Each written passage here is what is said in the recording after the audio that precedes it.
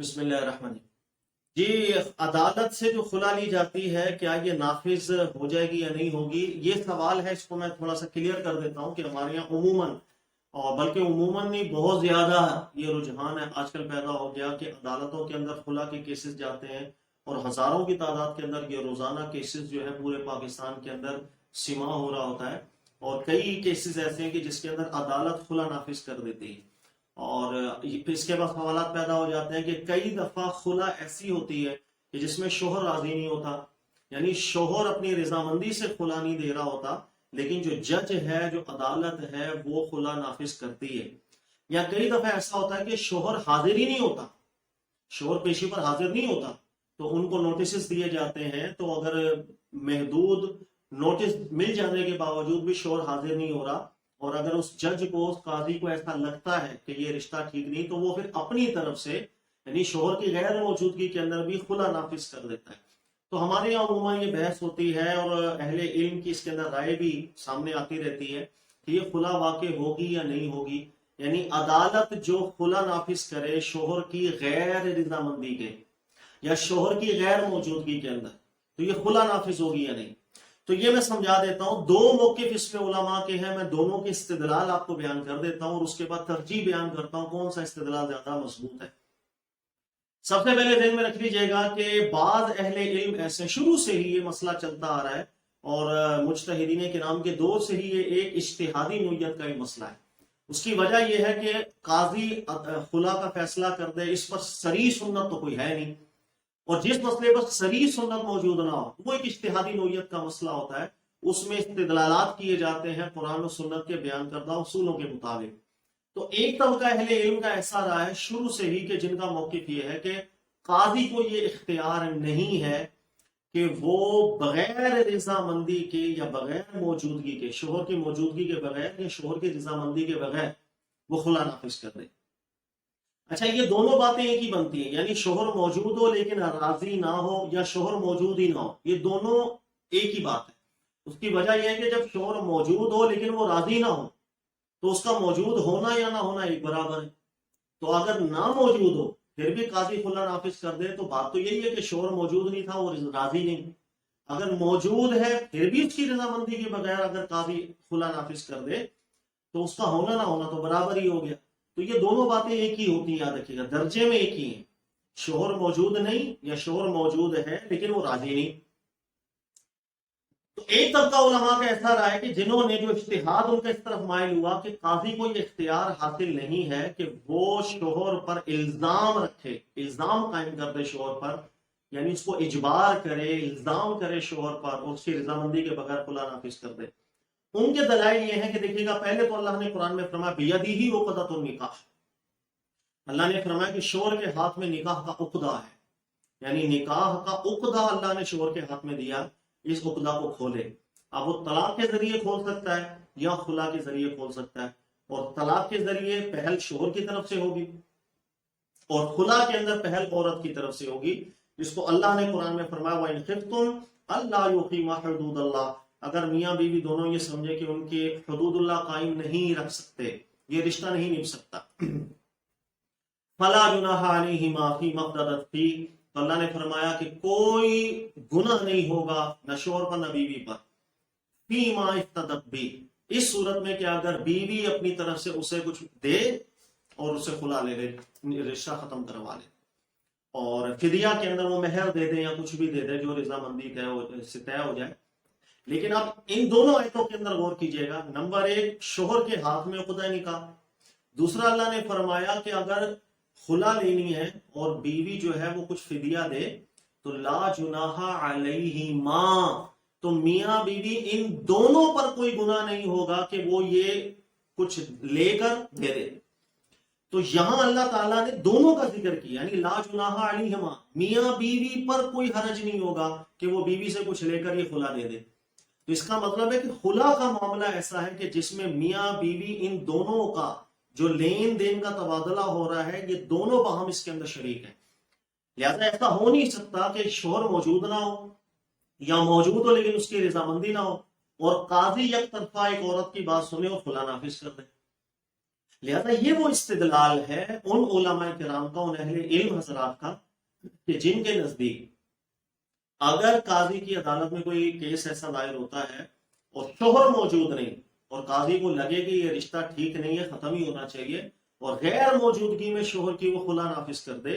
یا شوہر موجود ہے لیکن وہ راضی نہیں، بغیر اس کی رضامندی کے وہ فیصلہ نافذ کر دے، اس صورت میں خلا کا فیصلہ ہم نافذ نہیں شرعاً نافذ نہیں مان سکتے۔ یہ ایک اہل علم کا موقف ہے جو شروع سے ہی چلتا آ رہا ہے، جس میں کئی فقہ حنفی کے بھی علماء ہیں، شافعی علماء ہیں، مالکی علماء ہیں، حنبلی علماء ہیں، جنہوں نے اس موقف کو اچھا سمجھا دلیل اور استدلال کے اندر۔ لیکن اس کے مقابلے میں ایک اہل علم کا موقف اور چلتا آ رہا ہے۔ ظاہر ہے جہاں اجتہاد کی راہ ہوتی ہے وہاں اہل علم کے موقفات الگ الگ ہوتے ہیں، وہاں ہمیں دیکھنا ہوتا ہے کہ جو استدلال میں قول زیادہ مضبوط لگ رہا اس پر عمل کیا جاتا ہے بس۔ تو ایک طبقہ اہل علم کا ایسا ہے کہ جن کا موقف یہ رہا ہے کہ اگر میاں بیوی میں نا اتفاقی پیدا ہو، شوہر طلاق نہیں دے رہا، اور اللہ تعالیٰ نے خلا کی اجازت عورت کو دی نا اتفاقی کی صورت میں، اور بیوی سے آفر بھی کر رہی ہے کہ بھئی آپ ہم سے کچھ لے لیں، مہر لے لیں، کچھ بھی لے لیں، ہمیں ہمارا نکاح ختم کر دیں۔ اب شوہر خلا بھی نہیں دے رہا، یعنی شوہر طلاق بھی نہیں دے رہا، شوہر خلا بھی نہیں دے رہا، اور عورت کی زندگی میں ضرر پیدا ہو گیا۔ ایسی صورت کو ہم ڈسکس کر رہے ہیں۔ عام حالت میں تو شوہر کے ہاتھ میں بھی یہی عقدۃ النکاح، کہ شوہر کے ہاتھ میں ہی نکاح کا عقدہ ہے، وہ طلاق کے ذریعے ختم کرے، خلا کے ذریعے ختم کرے۔ لیکن ہم ڈسکس کر رہے ہیں وہ صورتحال کہ اگر بیوی پر ضرر ہو، شوہر طلاق بھی نہیں دے رہا، بیوی پر تشدد کرے، ظلم کرے، وہ خلا بھی نہیں دے رہا، یہ وہ صورت ہے جس میں عورت میں ضرر ہے۔ اب کیا کیا جائے؟ کیا ایسی صورت کے اندر قاضی کے پاس اب عورت آتی ہے خلا کا فیصلہ لینے کے لیے، کیس دائر کراتی ہے، اور قاضی بھی اس بات کو سمجھ جائے کہ بھائی شوہر ہے وہ طلاق نہیں دے رہا اور اس کی زندگی نہیں ٹھیک چل رہی، فتنہ ہے اس رشتے کے اندر، اور شوہر جو ہے وہ خلا بھی نہیں دے رہا، کہ ایسی صورت کے اندر قاضی کو یہ اختیار ہے کہ وہ الزام کر دے اور اجبار کر دے، نہیں مجبور کر دے شوہر کو خلا دینے پر، چاہے وہ راضی ہو یا نہ ہو۔ تو کیا بغیر رضامندی کے شوہر کی خلا دے سکتا ہے؟ اب چاہے شوہر موجود ہو یا غیر موجود ہو، دونوں برابر ہوتا ہے۔ جب رضا نہیں تو موجودگی غیر موجودگی برابر ہوتی ہے۔ تو یہ وہ صورت ہے جس کو بعض علماء نے کہا کہ جی ہاں، اگر صورت ضرر کی ہوگی تو قاضی کو ہمارے دین نے یہ اختیار دیا ہے کہ وہ ایسی، اگر شوہر طلاق بھی نہیں دے رہا، خلا بھی نہیں دے رہا، اور قاضی سمجھ رہا ہے یہ رشتہ اب ٹھیک نہیں، حدود اللہ قائم نہیں ہو سکتے، اور اس کی رضامندی کے بغیر اگر وہ خلا کا فیصلہ نافذ کر دے گا، نافذ ہو جائے گا۔ اس پر دلائل، دلیل نمبر 1 دیکھیے گا، اللہ تعالیٰ نے نکاح ہونے کے بعد شوہر کے اوپر کچھ چیزیں لازم رکھی ہے۔ اسکنوہن من حیث سکنتم، کہ شوہر نے رہائش دینی ہے، شوہر نے نان نفقہ اس کا دینا ہے، جو ضروریات ہیں وہ شوہر کے اوپر لازم اللہ پاک نے رکھی ہیں۔ لیکن اگر شوہر نان نفقے کی ادائیگی کے اندر اپنے واجبات ادا نہ کرے، ایسی صورت میں ہمارے دین نے متبادل کیا رکھا ہے؟ عورت کیا کرے گی؟ لا ضرر ولا ضرار۔ میرے نبی علیہ السلام نے فرمایا ہمارے دین میں ضرر کوئی نہیں، یعنی نقصان کوئی نہیں، نقصان دینا نہیں، یعنی نہ ضرر ہے نہ کسی کو ضرر دینا ہے۔ اور قضا جو بنائی جاتی ہے، جو عدالتی نظام ہمارے دین نے بنایا، وہ ایک ہی مقصد کے لیے ہے کہ ضرر ختم کیا جائے، فتنے ختم کیے جائیں، لڑائی جھگڑے ختم کیے جائیں۔ لہذا بالاتفاق طور پر قاضی کو ہمارے دین نے اختیار دیا ہے کہ جب ایسا کوئی کیس آئے کہ بھئی شوہر نان نفقہ پورا نہیں کر رہا اور وہ اہل بھی ہے، اس کے پاس بالکل وسعت بھی ہے کہ وہ نان نفقہ پورا کر سکتا ہے، نہیں کرتا، تو ایسی صورت میں شوہر راضی ہو یا ناراضی ہو، قاضی پر یہ لازم ہوتا ہے کہ وہ فیصلہ کر دے کہ بھائی عورت کے لیے اتنا نان نفقہ دینا ہی دینا ہے۔ اگر شوہر نہیں بھی راضی، دے گا،